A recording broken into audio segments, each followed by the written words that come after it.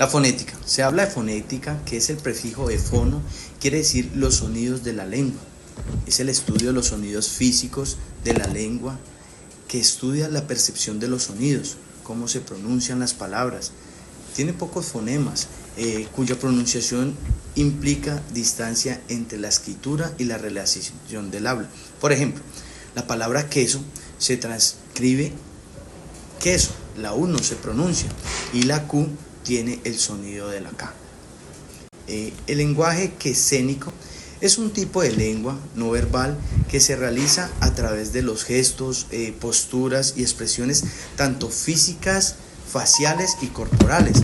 Este tipo de lengua reflejan en la mayoría de los casos el estado emocional que tienen las personas. Por ejemplo, levantar el dedo quiere decir bien, guiñar un ojo, mover la cabeza de arriba hacia abajo, que es como decir sí, mover la mano, chao.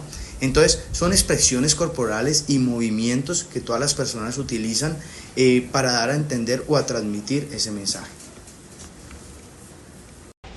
El lenguaje proxémico es aquel lenguaje verbal y no verbal que el hablante utiliza según la distancia que existe entre él y la persona a la que se está dirigiendo.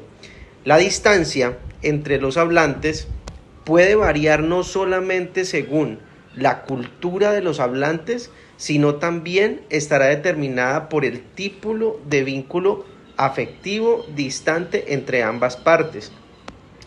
Entre los lenguajes proxémicos o los espacios que se pueden determinar podría ser el espacio corporal. Este espacio corporal solo deja ingresar personas con muchísima confianza y se utiliza un tono de voz cercano muy íntimo y por lo regular es bajo. Por ejemplo, una cena en familia o con amigos íntimos. Otro es el espacio de interacción. En este espacio, las personas están compartiendo en un mismo sector o ámbito y existe alguna regla para acceder a él.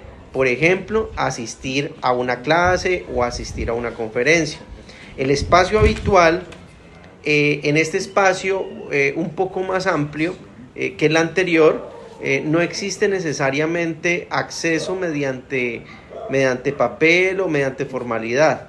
Por ejemplo, puede ser compartir el transporte público, asistir a una discoteca, ¿sí? Por otra parte, tenemos el espacio público, que este sí es un poco más formal, y en este espacio no existe nexo entre las personas. Son espacios sociales amplios y se utiliza un tono de voz elevado para que generalmente alcancen a escuchar todas las personas que se encuentran en el recinto. Por ejemplo, en los aeropuertos, en la vía pública. El lenguaje icónico.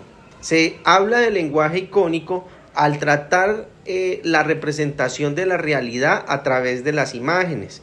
Por ejemplo, cuando hablamos de realidad se entiende o hablaríamos de una realidad visual, considerada como dentro de sus elementos más fácilmente apreciables, que podrían ser los colores, las figuras, las texturas, ¿sí? Y en este tipo de lenguaje conocemos lo que comúnmente vemos en los espacios públicos, como los baños públicos, las salidas de emergencia, los puntos de encuentro, un icono de no fumar, ¿sí? Hay dos clases de lenguajes icónicos. Están los icónicos simples y los icónicos verbales. Los icónicos verbales no dejan de ser imágenes, pero reciben este nombre porque están compuestos por un texto escrito. Ejemplo, una salida de emergencia. En la salida de emergencia no solamente está la figura icónica, sino que también hay una parte de texto que indica salida de emergencia.